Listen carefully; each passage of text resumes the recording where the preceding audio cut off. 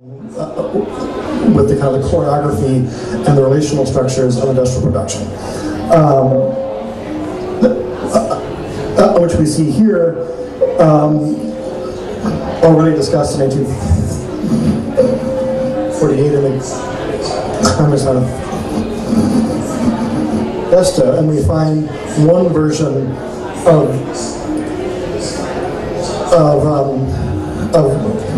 thinking about how the object is dissolved and is replaced by the form of relations of production, and relations between individuals,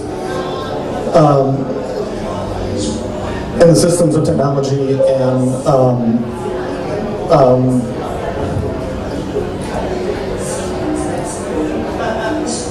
society which they've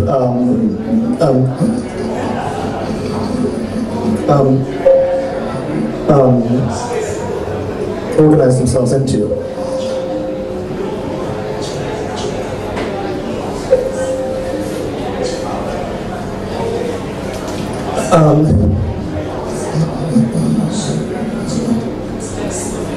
Let's hope not only communists and social radicals who are interested in the world as a network or a system.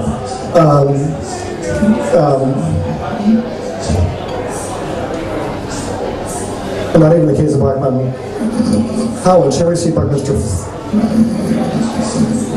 Fuller, who collaborated along with John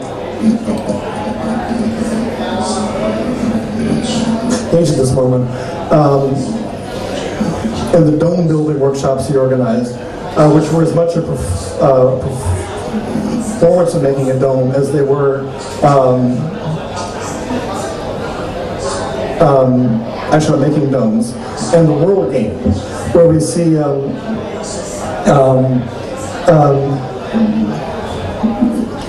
this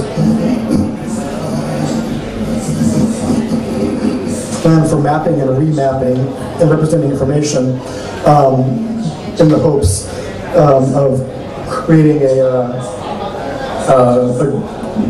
sense of a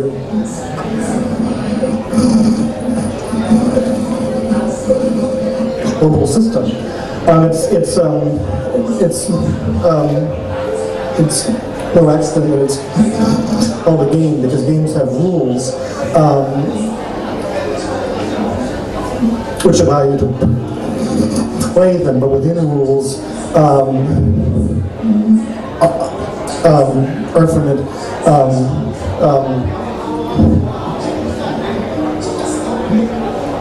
opportunities for variation and for reorganizing them. And potentially they're not much in Buckminster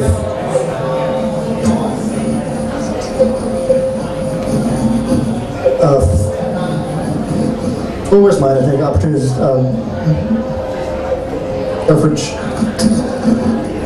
eating and subversion. This became an important element in the then emerging discourse on cybernetics, which is interested in relationships between human interactions, machine interactions, technological and social networks, and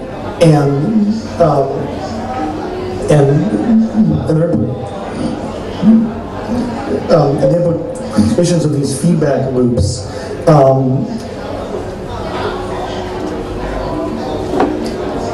in both social organization and control, and in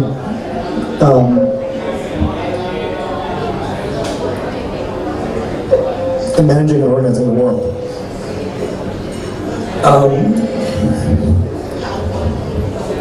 As all that continued, Cage moved to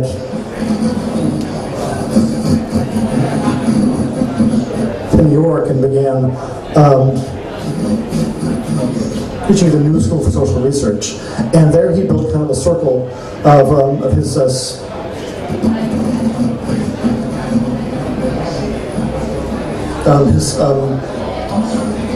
collaborators and students in his composition courses. Here we see George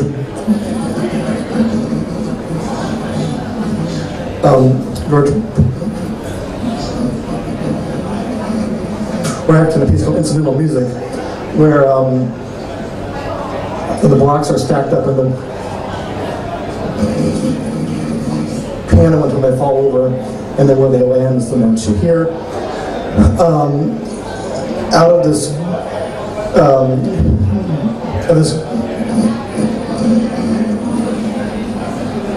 group began in composition classes, but included a lot of artists, and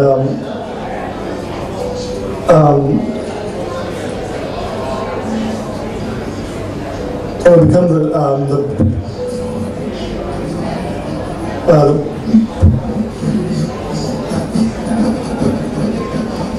place where the founding members of the Fluxus group, George would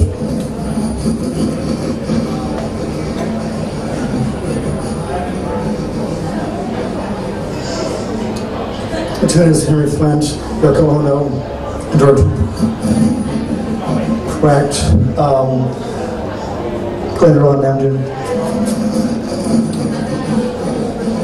Pike and the others would meet and begin making performance art, which we see in the case of Zim for Head by Namjoon Pike has a form of music which we discussed, and that there's a score, which in this case is very minimal, draw a straight line and follow it, which is then in being performed, added to and improvised on and changed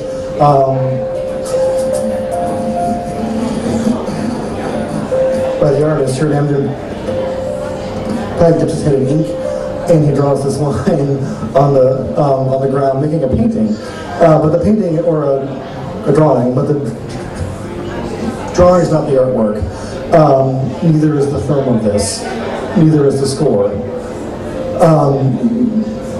Maybe the artwork is this one event when this happened, but that's is gone and will never come back. All of this together is elements of instances of a piece, which I could do again right now, but I won't, because I'm going to go see. And so this becomes this new model of art making, which is based on the Cajun operation of identifying the form of music and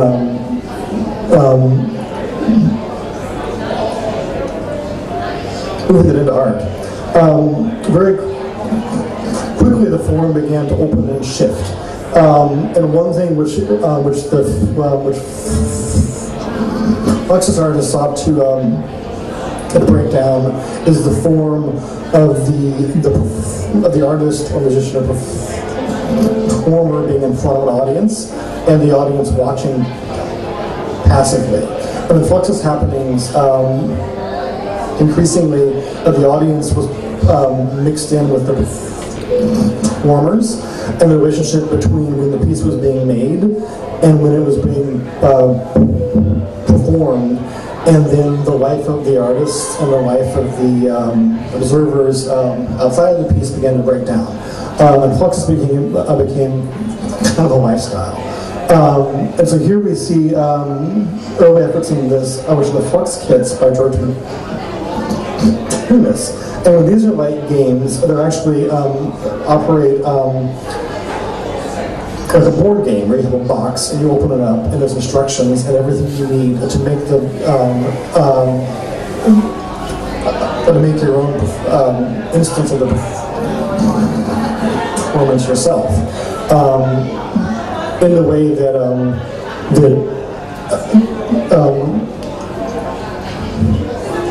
it's much more fun to watch, to actually play Monopoly than it is to watch somebody And if you have that box, you can always make an instance of that game yourself. Every game is different. And so with these, even though they're kind of nicely designed luscious objects, these are not artworks. They are kits which allow you to make an artwork, or an instance of artwork when you want. Here's the Please Wash Your Face one, which is a bar of soap and a napkin. And so when this becomes art, what was needed to make this kind of art and to show this kind of art shifts. And the Fluxus lifestyle, which is this is a word, implies a long-term shift in the systems and relations of production and consumption, and led to things like, rather than showing in museums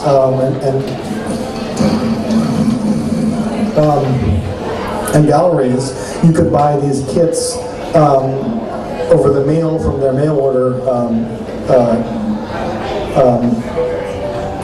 shop, I guess, and then in Soho, where lots of artists had workspace, and increasingly galleries moved there, was the kind of organization of these flux houses or flux factories, or which were these artist hubs where you lived and worked, and where the events were staged and happenings happened. Resources were there for film and for other kinds of making things, and consuming the art was simply that you would come and hang out. And this is the backyard of the Flux Factory on Rooster Street, and we see Matunis and John Lennon, Andy Warhol, Yoko Ono, and I think Frank is in there. So that would be fun. It began as one or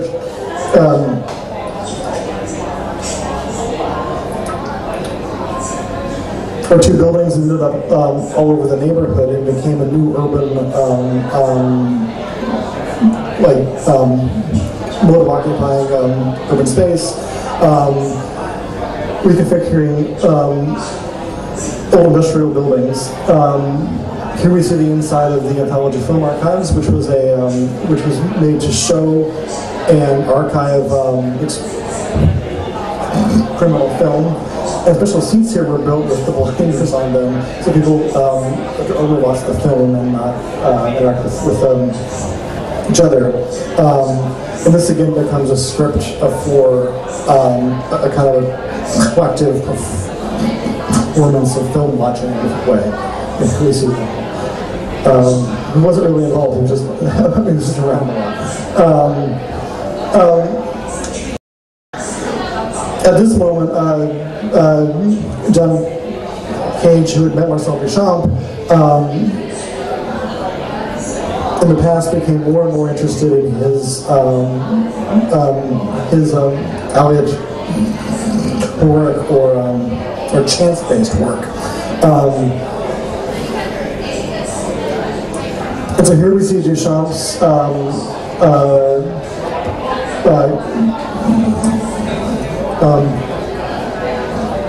painting and drawing project called Three Standard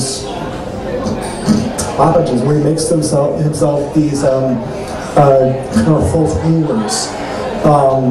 A ruler being a stoppage, which is a